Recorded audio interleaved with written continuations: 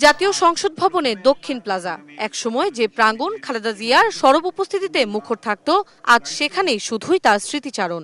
নাগরিক সমাজের ব্যানারে আয়োজিত এই শোকসভায় দেশের বিশিষ্ট নাগরিক, রাজনীতিক ও পেশাজীবীরা সমবেত হয়েছেন প্রিয় নেত্রীর রাজনৈতিক দর্শন ও আপসীন লড়াইয়ের স্মৃতিচারণে।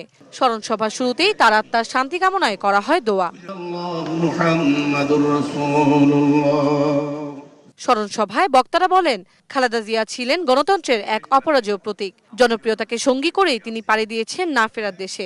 বলেন, 100 বছরের ইতিহাসে এমন ত্যাগী নেত্রী আর আসেনি। এবং দেশনেত্রী বেগম খালেদা জিয়া 100 বছরের ইতিহাসে একমাত্র দুই নেতা এবং নেত্রী যারা জনপ্রিয়তার শীর্ষে সারা জীবন অবস্থান করেছেন।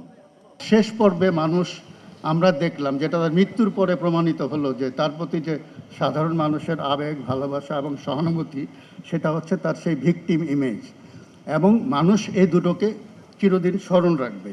তবে শোকের এই আবহেও বারবার সামনে এসেছে তার সুচিকিৎসায় তৎকালীন সরকারের চরম অবহেলা ও ষড়যন্ত্রের বিষয়। দীর্ঘ 12 বছর তার চিকিৎসার দায়িত্বে থাকা ডাক্তার FM সিদ্দিকী জানান, যথাযথ পরীক্ষা নিরীক্ষা ছাড়াই ভুল চিকিৎসার মাধ্যমে তাকে মৃত্যুর দিকে ঠেলে দেওয়া হয়েছে।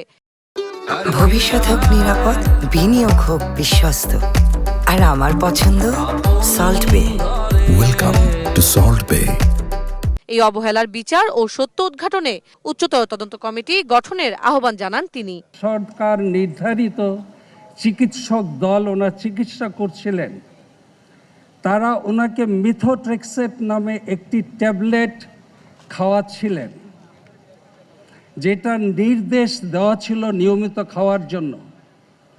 অর্থাৎ উনি ওই মেডিকেল ইউনিভার্সিটির সরকার নির্ধারিত চিকিৎসকদের অধীনে যতদিন ছিলেন, তারা ওই ট্যাবলেটটি ওনাকে খাইয়ে গিয়েছেন। অন্যান্য বক্তারা বলেন, অসাম্প্রদায়িক বাংলাদেশ গঠনে যার অবদান ছিল অবিস্মরণীয়, তার এমন মৃত্যু কোনোভাবেই কাম্য নয়।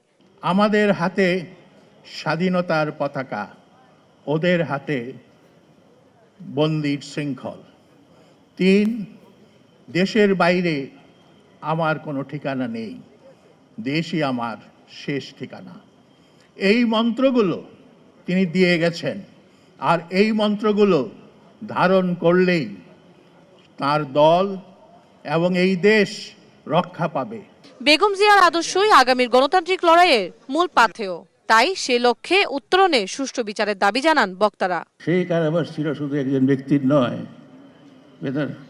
বরং একটি গণতান্ত্রিক সময়ের বন্দিত্ব। তন্দ্রা তারুণ্য, দেশ টিভি, ঢাকা।